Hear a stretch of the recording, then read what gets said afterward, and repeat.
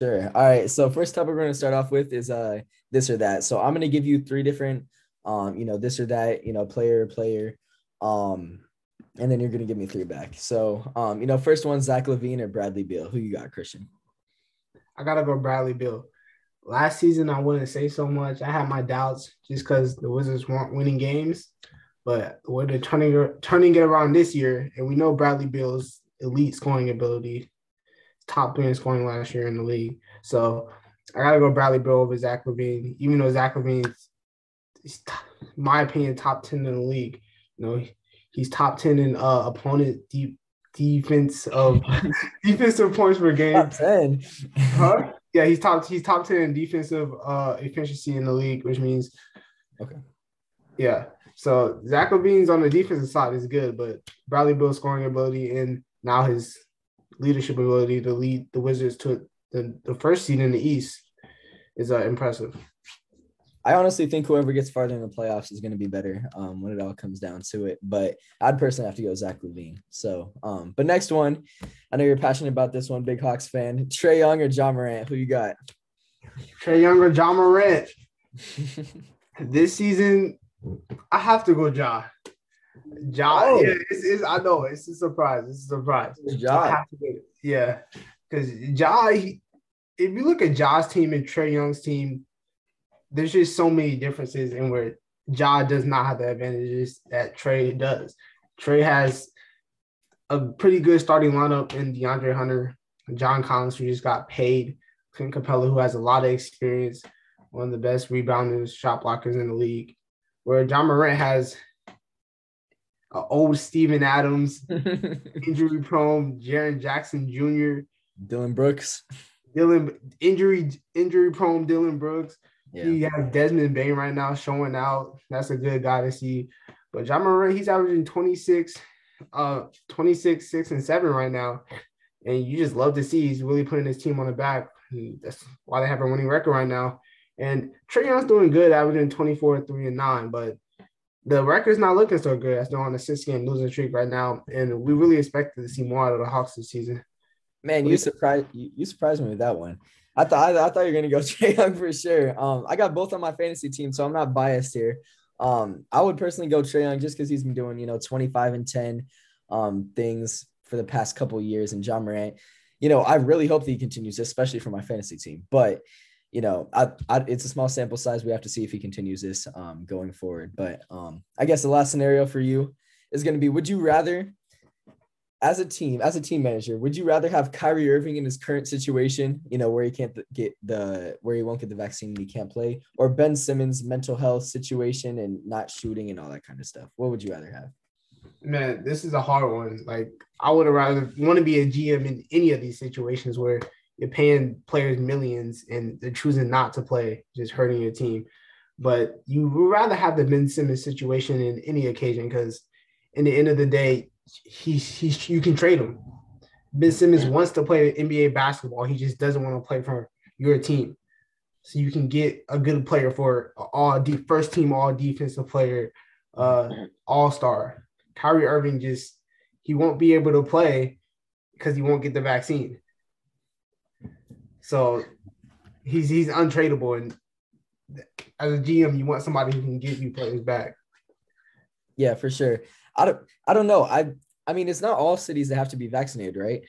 Like, not all players have to be vaccinated, or it's just like New York and California. No, the NBA, it's an NBA rule. Oh, it's an NBA thing now. Oh, okay, yeah. I definitely have Ben Simmons situation then. I thought it was just in that was just in New York. If it was just in New York, then I would almost rather have the Kyrie Irving situation because I feel like all NBA teams have a bad taste in their mouth with Ben Simmons. Like, I know the Celtics are reported to be interested in him. And they want Jaylen Brown for him. Like, no, that's not. Hey. I wouldn't count it out. You have Jayson Tatum and Jaylen Brown right now in the same position. Like, if you get a good point guard in there to facilitate that, they better be giving us Tyrese Maxey, some first round picks. They better be giving us everything. Yeah. Oh man. All right though. You got some scenarios for me? I do got some scenarios for you. Okay. First off, who won the trade? The Lakers or the Wizards with Russell Westbrook, Kuzma, Harrell, and Caldwell Pope Man, you made the first one easy on me. Obviously, the Wizards, they're first in the East right now, and Kyle Kuzma's balling out. Montrezl Harrell, balling out against the Celtics. I think he had like 26 and 12. I was watching that game. Man, he was destroying us. Caldwell Pope, I'm not sure. I'm not entirely sure what he's been doing this year. Maybe he's injured. Maybe he's not. I don't know if you know. He's been wearing those street clothes, man. Wearing those street clothes for you. But and then Russell Westbrook, it's not a good fit. I mean, without LeBron right now, him and Anthony Davis haven't really shown any signs of winning in LA. They just lost to the Thunder, for God's sake. So I don't know. What's going on in LA. Russell Westbrook, just kind of on a downward trajectory, can't shoot, kind of in the Ben Simmons type of. He would fit great in the early 2000s, but a little outdated. But Kyle Kuzma, I know there's all the stigmas out there about him on Twitter. Can't make a shot, chokes in the playoffs. But Kyle Kuzma has been showing out. He had a couple like 25, 30-point games. And the Wizards definitely won that trade first in the East right now. Hey, man, I can't disagree with you, but I think we got to give Russell Westbrook a chance here. The Lakers, after the first game of the season, have been injured ever since. AD's missed some games. AD's got injured during some games, came back. LeBron's been injured. There's multiple players have been injured. Last game, 6 players were on the bench in street clothes. It's saying they're supporting. They have more people in street clothes than they do on the court sometimes, So I feel like if everybody ends up healthy and they have time to get that chemistry up with one single lineup, they'll be good. Okay, that's fair. Well, we're going to have to see. I mean, first they have to make the playoffs, but it could definitely help their finals chances based on if they would have just kept Kuzma and Montrezl Harrell. So I'll give you that. All right, on to our second question. Jaylen Brown or Jayson Tatum? The question of the day. Man, Jayson Tatum's been playing absolutely terrible this year, not even shooting 40% from the field.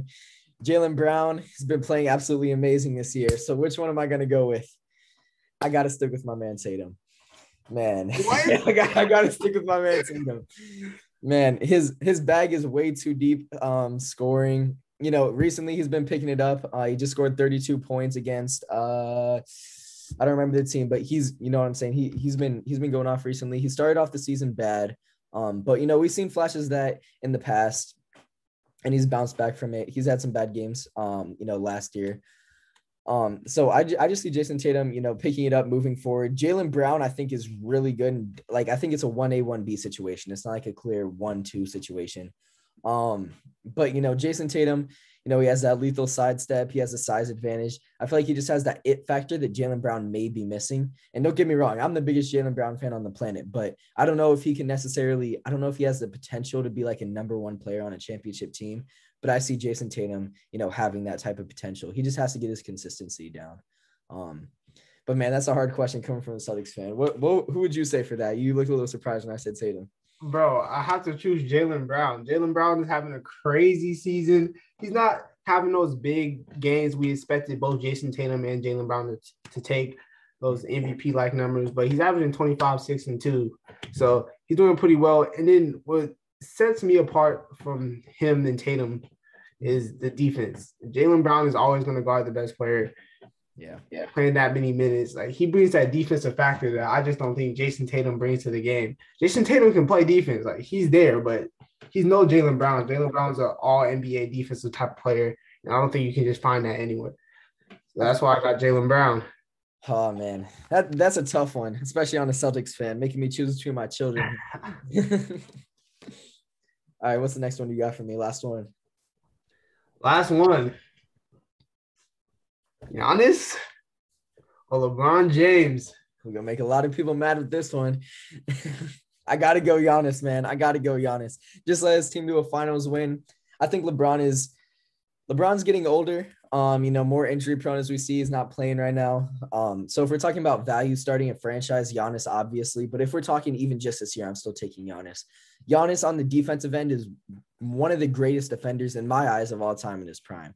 He's 6'11", can move his feet, can guard 1 through 5, has an amazing wingspan. You saw that block on DeAndre Ayton in the finals. Who else is doing that? Nobody else in NBA history can do that, in my opinion. So I got to go Giannis. Obviously, kind of a down year for him. He's been a little injured, but, LeBron hasn't played it off. So, Giannis is a cool 27, 12, and 5 kind of guy. I think LeBron can still be like 25, 8-7 or something like that. But I think LeBron, he's kind of like he's not as athletic as he used to be. Obviously, he's 36, 37, something like that. So I mean, he's getting up there in age, so it's not really fair to LeBron. Obviously, I'll take prime LeBron over Giannis, but LeBron this year, he obviously still has his IQ and his fadeaway, and he's even starting to develop a 3-point shot. I'll give him that. But, Giannis is way too dominant in the paint. I think he's probably top 3 most dominant players of all time. Giannis, Wilt, Shaq. So I got to go Giannis. Hey, a player is really good when somebody says he's having a down year and he's averaging 26, 11, and 6. That's how you know who the MVP is. And I got to go with Giannis too. Giannis single-handedly led the Bucks to a championship last year. Of course, he had help from Jrue Holiday and Chris Middleton, but we saw the effects of the Bucks when Giannis went out with an injury against the Hawks.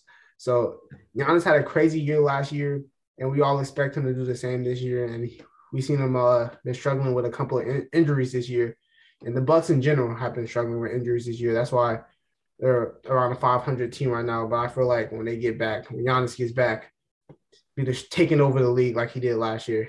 Oh yeah, and they have another chance to win the finals this year. The league seems pretty wide open, so I don't know. Those Warriors are looking pretty tough. Those Warriors are looking pretty tough.